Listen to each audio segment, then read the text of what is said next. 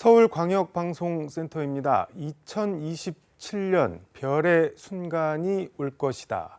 김종인 위원장이 이준석 개혁신당 대표를 두고 한 평가 예측인데요.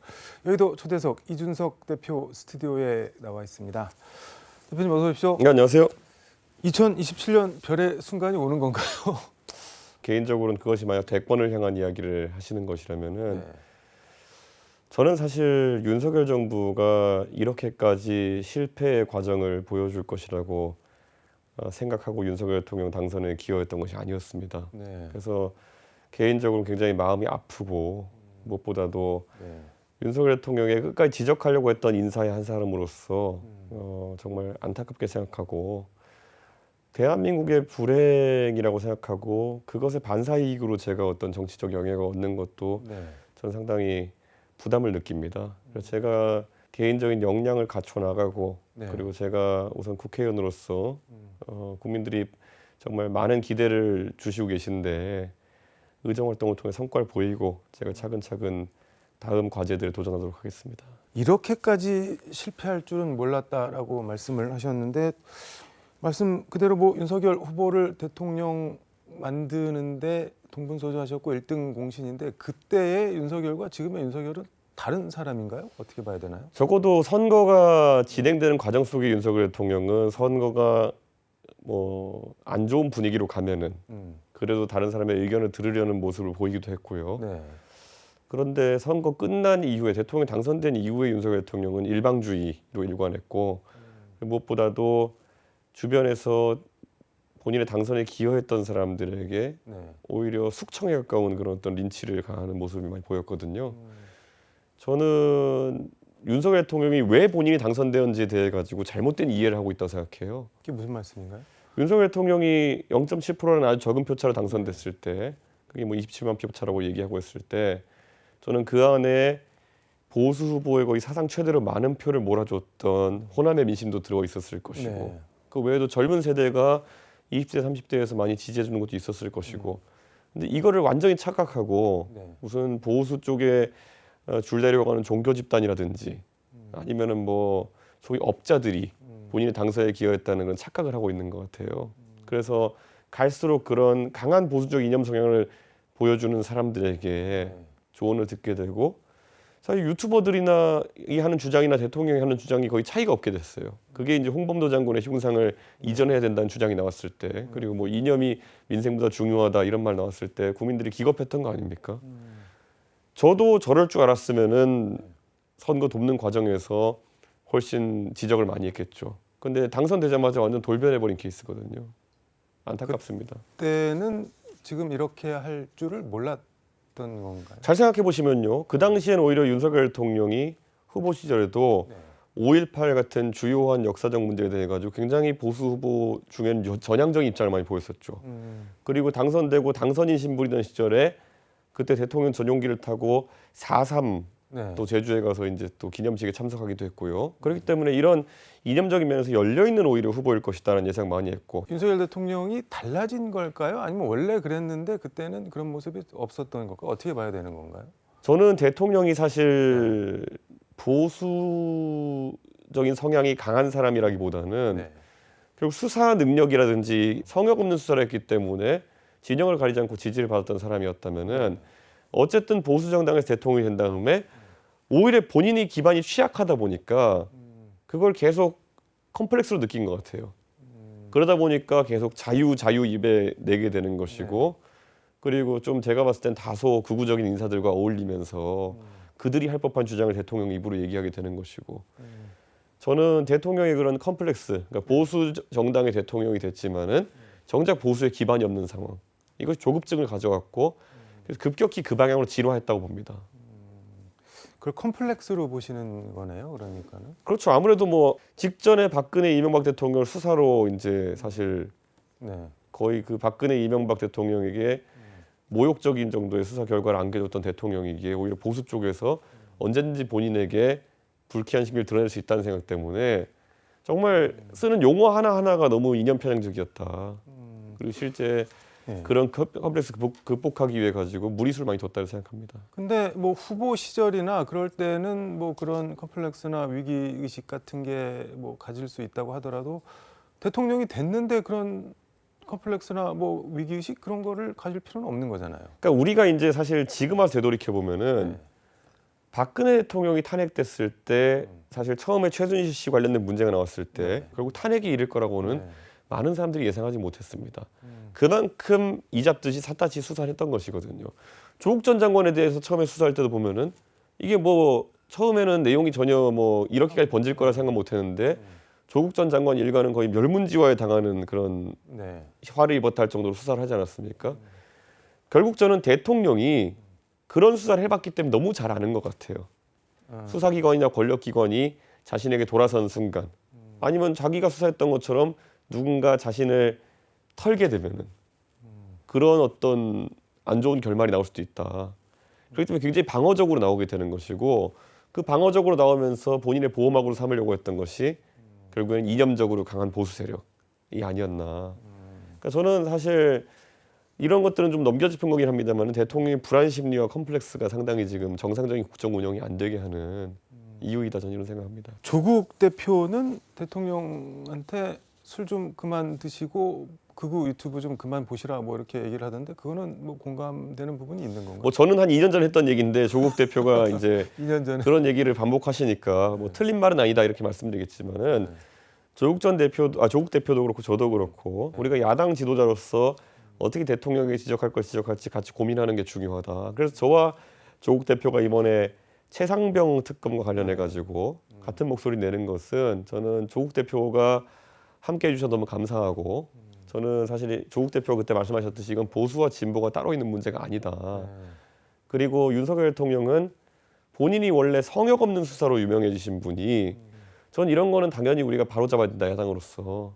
이런 것들은 앞으로 저와 조국 대표가 또 뜻을 같이 할 일이 많을 겁니다. 같은 맥락에서 김건희 여사 특검도 그러면은 뭐 이번에 해야 된다고 보시는 건가요? 저는 조국 대표가 이끄는 조국혁신당이 김건희 여사 특검에 대해 가지고 뭐 종합적 아니면 포괄적 김건희 특검을 하자는 취지로 말씀하신 바가 있는데요.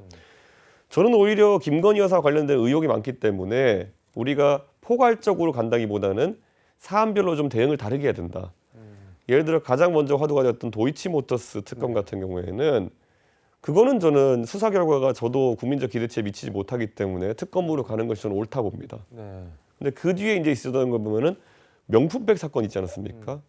저는 명품백 사건 같은 경우에는 김건희 여사가 어떤 이유를 갖다 붙여 건 잘못한 게 확실한 겁니다. 네. 그렇기 때문에 이거는 저는 김건희 여사가 정치적으로 이거 뭐 수사받고 이렇게 하면 또 절차적으로 복잡하니까 국민들에게 100번 사죄하고 앞으로 재발 방지를 위해 가지고 특별감찰관 제도 같은 것을 둬서 이제 그런 것들이 감시받을 수 있도록 하겠다. 이런 정도의 정치적 타결이 중요하다고 보고요. 양평고속도로건 같은 경우에는 네. 몇천 원대의 국고 손실이 있었다 그러면 심각한 사건입니다. 네. 이런 거는 저는 국정조사가 제일 중요하다 봅니다. 전반적으로는 이런 의혹들이 네. 한 점 의혹 남김없이 투명하게 규명되어야 된다는 것을 동의합니다. 무슨 말씀인지 알겠습니다. 대통령이 국민의힘 5선 중진 정진석 의원을 비서실장에 임명하고 그 자수성가 사업가 홍철호 굽네 치킨 창업주를 정무수석에 임명했는데 이건 어떻게 보셨나요? 사실 정진석 의원 같은 경우에는 그분이 지난 비대위원장을 하고 네. 전당대회를 준비하는 과정에서 당심과 민심이 일치한다. 그래서 당심 100% 전당대회를 해야 된다라고 주장해가지고 그게 관철되어서 김기현 지도부가 출범한 것인데 그때부터 사실 윤석열 정권의 폭주가 시작됐거든요. 책임을 오히려 져야 될 부분이 있다라는 생각하는데 이번에 낙선하자마자 영전조로 이제 그렇게 하게 된 것은 좀 절차상으로 안 맞다 이런 생각하고요. 결국엔 당과 국가를 위해서는 지금 윤석열 대통령한테 싫은 소리도 해야 된다는 그 역할을 망각하지 않았으면 좋겠다. 국민들에게 그간의 윤석열 정부 실정에 대해서 100배 사죄하는 마음으로 앞으로 정진석 비서실장은 직원하는 역할을 해야 될 것이다 이렇게 생각합니다. 박주민 의원은 저희 여의도 초대석 오셔서 예. 이거 좀 친윤들 막 흩어지고 당 흔들리니까는 당 장악하려고 정진석 비서실장 부른 거다 뭐 이렇게 보던데 어떻게 보세요 그거는? 전 백약이 무효라고 봅니다. 그래도 윤석열 대통령의 인기가 이렇게 떨어지고 윤석열 장악 안 되나 이제? 이거는 누가 봐도 장악이 안 되는 상황이다. 저는 오히려 윤석열 대통령이 이제 정치를 바르게 하는 것, 그리고 여당과의 합리적 소통 관계, 야당과의 또 협치 관계를 설정하는 것이 네. 유일한 해법이다. 그 도구로서 정진석 비서실장이 이제 역할을 해줘야 되는 것이지, 네. 정진석 비서실장 개인을 보고 갑자기 뭐 대통령에 대한 충성심 발동하고 이럴 여당 인사는 이제 없을 겁니다. 아니 당이 장악이 안 되고 대통령한테 충성하는 여당 인사가 없고 그러면은 이게 어떻게 굴러가나요? 그 집권 여당이? 그러니까 이런 겁니다. 우리가 만약 전쟁이 벌어졌는데 어떤 지휘관을 선택해야 된다면은 무조건 이기는 지휘관을 쫓아가야지 내가 안전합니다. 근데 윤석열 대통령이 지금 이기는 모습을 보여주지 못하고 있고 네. 승리에 가까워지는 모습 보이지 못하고 있기 때문에 아무도 안 따라 나서는 거거든요. 그러면은 복귀해봐야 됩니다. 대통령도. 네. 지난 한 십수년 동안 박근혜 이후로 박근혜 대통령이 당대표하고 비대위원장 하던 시절 이후로 네. 김종인, 이준석 조 외에는 지금까지 선거 승리를 했던 조가 없거든요. 네. 나머지 뭐 김기현, 한동훈, 뭐 여러 뭐 정진석 여러 보수의 지도자들이 네. 그 당을 대표한 역할을 해가지고 해봤지 안 됐거든요. 저는 그럼 거기서 김종인, 이준석이 했던 방식이 뭐가 지금 그럼 달랐을까? 이거에 대해서 고찰하고 그 공간을 대통령이 열어준 수밖에 없다. 이런 생각을 합니다. 아니 그 뭐 이런 표현이 그렇지만 대표 쫓아낼 때 막 연판장 돌리고 그런 분들도 다 돌아섰다고 보시는 건가요? 그러면은? 그분들도 이번에 10년 감수했을 겁니다. 그분들이 영남이라 살아남은 분들이 있는 것이지 소위 말하는 당은 나락 같거든요. 그러니까 저는 그걸 보고도 같이 나락 가려는 사람이 있겠느냐. 저는 연판장 돌리고 이런 분들 참 나약한 분들이고 그래서 저는 정치인의 자질이 없다고 생각하는데 그분들 이번에 느낀 게 많을 겁니다. 대통령이 뭐 정진석 실장 직접 발탁 배경 설명하고 기자들 질문도 받고 뭐 그래서 일부 언론에서는 뭐 대통령이 달라졌어요 이런 제목 기사도 있던데 그건 어떻게 보셨나요? 대통령이 달라졌다는 거는 실제 정치에 있어서 국민들이 불쾌하게 생각했던 지점을 빨리 뚫어내는 게 중요합니다. 예를 들어 최상병 특검 같은 경우에 이건 진짜 말이 안 되는 겁니다. 네. 최상병의 억울한 죽음에 대해서 진상조사를 하겠다는 박정훈 대령을 린치해가지고 네. 재판받게 하고 있는 것 자체가 말도 안 되는 거거든요. 대통령께서 큰 결단으로 예를 들어 박정훈 대령에 대해서 공소 취소를 결정한다든지 이런 정도의 움직임이 있어야 국민들이 아 대통령도 드디어 본인의 과오를 인정하고 반성하는 모습 보이는구나 이렇게 되는 거지.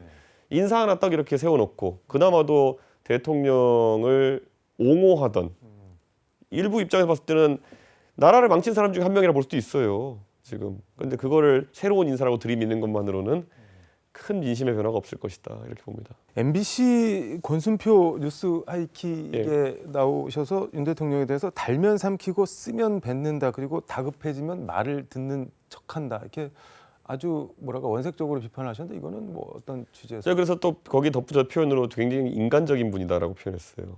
그건 무슨 말인가요? 우리가 처음에 윤석열 대통령이 정치 시작하시기 전에 모습을 보면은 뭐 이 체구도 크고 이러다 보니까 그리고 또 술 먹고 형님 동생 하시는 거 잘한다 하시니까 그래도 굉장히 통 큰 정치를 하실 것이다. 이런 예상을 가지고 있었습니다. 네. 그런데 지난 2년 동안의 정치 영역에서 보여준 모습이라는 거는 정말 작은 원한 관계에도 굉장히 민감하게 반응하고 심지어 본인의 선거에 당선시켜줘도 거기에 대해서 불만을 갖고 있고 이기게 하니까 당신 때문에 많은 표차로 이길 걸 적은 표차로 이겼다고 오히려 뒤집어 씌우지 않나. 그러니까 이런 걸 보면서 굉장히 속 크고 통 넓은 모습이라기보다는 속 좁은 모습 많이 보여줬거든요. 저는 그런 게 한계점이다 이렇게 봅니다. 박영선 총리, 양정철 비서실장 해프닝 이거는 김건희 여사 이름이 자꾸 나오는데 어떻게 보세요? 전혀 우리가 뭐 그 부부의 대통령 부부의 대화를 뭐 엿들을 수 있는 것도 아니고 하기 때문에 잘 모르겠지만 적어도 주변에 개선상의 참모들과 상의했으면 절대 나올 수 없는 인선 아닙니다. 그렇기 때문에 많은 사람들이 아 이거는 특별한 영향을 끼치는 비선의 어떤 제안이 아니었냐. 그러면은 가장 먼저 떠오르는 인물이 김건희 여사 아니겠냐. 이런 개연성을 가지고 그런 추측들을 하는 것 같습니다. 그런데 그렇기 때문에 사실 납득할 수 없는 인사인 건 맞는 것 같습니다. 이게 뭐 누가 호가 호의를 한다고 보시나요? 아니면 뭐 일정 정도 실체가 있다고 보시나요? 비선 뭐 이런 게? 저는 뭐 대통령께서 저랑의 교류 속에서도 보면은 대화할 때는 정상적인 대화가 이어지고 근데 그 다음 날 합의한 걸 정반대 방향으로 이렇게 틀어버리시고 이런 걸 많이 봤거든요. 적어도 납득이 안 가는 선택들 할 땐 좀 이상하다는 생각했고 그러다 보니까 대통령 되시기 전부터 나왔던 뭐 주술 논란이라든지 뭐 천공 논란 아니면 뭐 그래도 해석이 안 되면 김건희 여사의 과도한 입김 아니냐 이런 해석들이 자꾸 나오는 것 같습니다. 납득이 안 되는 일이 벌어지는 뒤에 뭐 누군가가 있다고 보시는 거네요. 어쨌든 그렇다고밖에 볼 수 없지 않을까요? 누군가가 누굴까요? 그런데 저도 그걸 알았다면 제가 뭐 신랄하게 비판하겠지만은 지금은 여러 가지 가능성만 보도되지 실제 대통령이 누구의 영향으로 이렇게 입장 전환이 컸느냐 이건 저희도 잘 모릅니다. 그 대통령이랑 이재명 대표 영수회담 이거는 뭐 성과가 좀 있을까요? 아니면 그냥 서로 만나서 뭐 그럼 그렇지 하고 헤어질까요? 어떻게? 저는 우선 대통령께서 이재명 대표에게 회담을 제안할 수밖에 없는 상황은 이재명 대표에게 정치적으로 굉장한 승리의 순간이다. 네. 이런 생각이 들고요. 왜냐 그 전까지는 범죄자 취급하면서 네. 계속 공격만 하다가 이제 대화 파트너로 공식 인정한 거 아니겠습니까? 근데 반대로 이재명 대표에게도 이제 과제가 있다. 왜냐하면 본인이 25만 원금은 지원금이나 이런 것들도 얘기하고 또 현안들도 많은데 이재명 대표가 어떤 협의와 협상을 하냐에 따라 가지고 오히려 이재명 대표가 윤석열 정부와 야합했다는 소리 들을 수도 있는 거거든요. 예를 들어 최상병 특검 같은 경우에는 이거는 정의의 문제니까 어떻게든 야당 대표가 가서 관철시켜야 되는 것인데 뭐 예를 들어 본인의 공약사항인 25만 원 지원금에 대해서는 양해를 얻어내고 최상병 특검에 대해서는 그런 걸 못했다 그러면은 아니 이거야말로 진짜 배신 아니냐 이렇게 받아들일 사람들이 있는 거거든요. 이재명 대표 스타일이나 뭐 그런 걸 봤을 때 그렇게 할까요? 그런데 잘 모르겠습니다. 이재명 대표가 지금까지 뭐 대통령 윤석열 대통령과 협의나 협상을 해본 적 없기 때문에 서로를 어떻게 인식하고 있을지도 궁금하고 대통령의 지기 싫어하는 그런 성격 네. 그런 것들로 봤을 때 저도 결과를 예측하기 어려울 것 같습니다. 김종인 위원장이 앞서서 잠깐 언급했는데 뭐 이준석에 견줄 만한 국힘 대권 주자가 없다. 2027년 이준석의 별의 순간이 올 것이다라고 얘기를 했는데 김종인 위원장은 저 대표님을 왜 이렇게 어떤 걸 보고 그렇게 높게 평가를 하시는 거예요? 근데 그게 이제 대통령 얘기를 하시면서 김종인 장에서 평가가 상대적인 거잖아요. 근데 저는 지금 대한민국에서 제가 정치로 더 큰 역할을 하려면은 제가 절대적으로 갖춰야 될 일정한 실력들이 있습니다. 네. 예를 들어 제가 항상 부족함을 느끼는 부분이 외치에 대한 부분, 그 나라의 명예를 걸고 싸운다든지 이런 것들도 고민했거든요. 그런데 그런 기회가 많지 않죠, 국내 정치인들에게는. 그러다 보니까 지금 윤석열 대통령도 뭐 국내 정치의 경험도 부족하시지만 네. 외치에 대한 경험도 부족하시기 때문에 지금 외교가 굉장히 혼란스러워지는 게 사실이거든요. 그래서 저는 제가 뭐 상대적으로 외치나 이런 걸 못한다라기보다는 그 외치에 대한 제 개인적인 고민이 절대적인 수준, 국가에 기여할 수 있을 정도 수준이 될 때까지는 욕심내지 않겠습니다. 이제 조금 있으면은 22대 국회 개원하는데 의정 활동 뭐 어떤 점에 중점을 두고 하실 건지 뭐 마무리 말씀 겸해서. 저는 동탄에서 정치하고 있기 때문에 동탄의 결국에는 관심사라고 하는 것은 오늘보다 나은 내일입니다. 나와 그리고 내 가족, 네. 내 자녀에게 오늘보다 더 나은 내일이 있기 위해서는 어떤 정치를 해야 되느냐. 그랬을 때 키가 되는 것이 교육입니다. 저는 사실 대한민국에서 우리가 교육의 사다리가 무너지면은 한국사의 희망이 사라진다 봅니다. 교육의 사다리라는 거는 제가 진짜 서울에서 지하철 종점에서 어릴 때 살았던 제가 30년이 지나가지고 집권 여당의 당대표도 지내고 국회의원도 하고 이런 꿈을 꿀 수 있는 세상이 유지돼야지만이 지금 저보다 젊은 대한민국의 학생들이라는 학생들이 열심히 하는 거거든요. 그런데 지금 그런 부분이 많이 상실돼 가고 있습니다. 부모의 재력이 사교육을 통해 가지고 교육의 성과로 그대로 귀결되는 경우도 있고 저는 그래서 교육 측면에서 공교육을 아주 극단적으로 강화하는 방향의 정책들 저희 개혁신당의 그 정책 중에 하나가 수학 국가교육 책임제거든요. 저는 이런 것들이 국가의 굉장히 적극적인 그런 어떤 교육 정책으로 나타나야 된다 보는 것이고 그 과정에서 입법 활동을 하는 국회의원이 되고 싶습니다. 혹시 뭐 윤석열 정부나 국민의힘에서 이제 바깥에서 그만 떠들고 들어와라 뭐 아니면 뭐 저 입각 같은 거 제의가 오면은 전례인가요? 저는 이렇게 생각하는 게요. 제가 윤석열 대통령에 대해 가지고 너무 잘 압니다. 윤석열 대통령이 만약에 마음을 열고 널리 인재를 쓸 생각이면요. 저 없어도 됩니다. 근데 그런 게 아니라 마음을 계속 닫아놓고 있다 그러면은 제가 아니라 누가 가서 도와도 결과가 나지 않습니다. 그러니까 저는 그렇기 때문에 저는 그런 윤석열 정부의 각성을 바라는 것이지 제가 거기 참여해가지고 뭔가 역할을 할 계획은 없습니다. 알겠습니다. 오늘 말씀은 여기까지 듣도록 하겠습니다. 예, 고맙습니다. 감사합니다. 지금까지 서울광역방송센터에서 이준석 개혁신당 대표와 함께 전해드렸습니다.